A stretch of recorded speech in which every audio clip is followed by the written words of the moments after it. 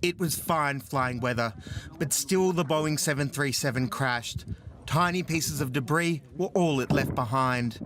The pilot sent out a distress signal. And then, just 6 minutes after takeoff, the plane hit the ground.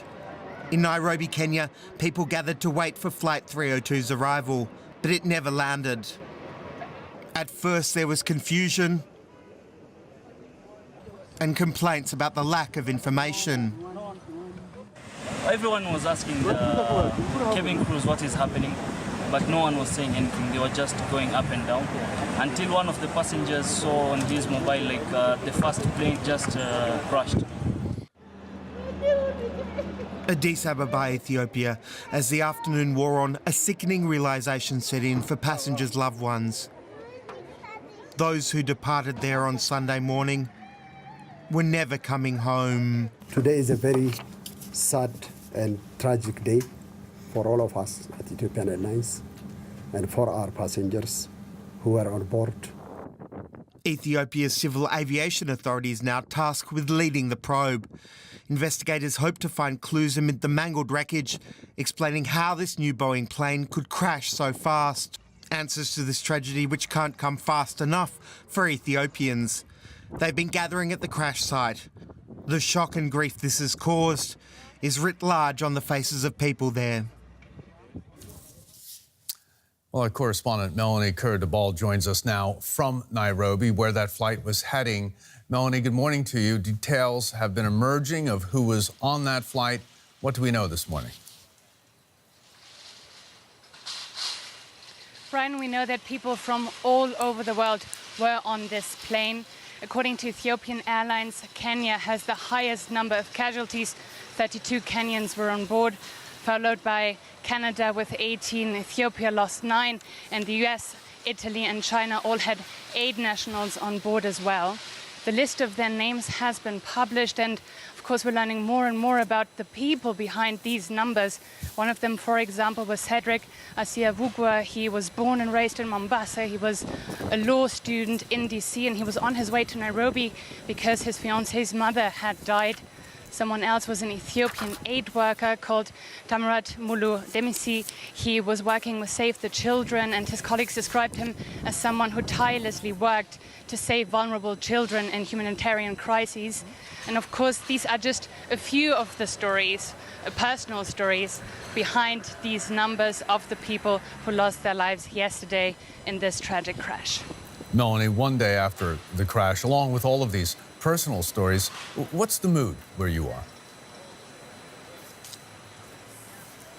Well, I'm here at the airport. This is where flight ET302 was scheduled to land yesterday at 10:30 in the morning. This is where relatives, family, friends, colleagues had all been waiting for hours for a plane that never arrived. Hundreds of people gathered here yesterday.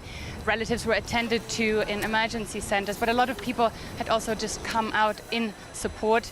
Today, the mood is sad. The airport looks a lot more quiet than usual. I've been talking to a few people who said that they're more anxious than ever, waiting for their loved ones to arrive today. We do not have confirmation yet, but it looks like the president himself could be heading out to the airport today. I've been seeing military and ceremonial uniform. While in the meantime, on social media, there is an outpouring still of messages of condolence, and you can really feel that the entire country, all of Kenya, is mourning. DW's Melanie Kerr-Debal for us in Nairobi at the airport where that flight was headed. Thanks so very much for that, Melanie. Our aviation editor, Christoph Kober, joins us now for more on this. Good morning, Christoph. China has decided as a result of this crash to ground all of its 737 MAX 8s. That's right. The Civil Aviation Administration says in about 2 hours from now, all 96 737 MAX aircraft that are operated by Chinese carriers need to stay on the ground until further notice. The authority says this is in line with the principle of zero tolerance for security risks. Now, this move is quite significant because it applies to about 1/4 of the global 737 MAX fleet, and it comes after Ethiopian Airlines as well as Cayman Airways have also grounded their 737 MAX fleet. Meanwhile, Boeing says it has no new guidance for the operators of this aircraft. Okay, so safety is, of course, important for Boeing, isn't it? And the airline type, the Boeing 737, is a workhorse for so many airlines around the world. What can you tell us about the MAX 8 version? Well, it's a new generation of this type of plane. It's Boeing's fastest-selling plane. About 350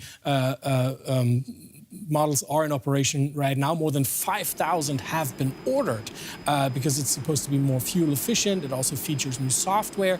So it's somewhat represents not only the future of flying for Boeing, but also the future for the company.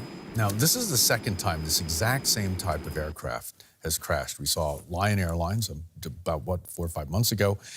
Similar crash there in Indonesia. Is there any link, or is it too early to talk about that? It is quite early to talk about that. However, there are similarities that are hard to ignore. Both were virtually brand new planes, apart from the fact that it was the very same type of plane. Both brand new, both featuring problems or facing problems in the same stage of flight right after takeoff. And although we should not jump to conclusions, there are some indicators that both planes behaved similarly right before the crash. And this is raising eyebrows among experts. And we will know more once we have the black box, the voice recorder. The search continues for that, right? That's right. The intensified search for these two devices, because the flight data recorder as well as the voice recorder from the flight deck, they report hundreds of sets of data, and they can even withstand, really hard impacts, as in this case happened, crashing into the ground with flight ET-302. So once these devices are recovered, which hopefully will happen rather quickly, then, investigators can paint a rather detailed picture of what happened on this flight. And Christoph, we'll have more from you later in this hour on this story, right? That's right. Christoph Kober for us. Thanks so very much.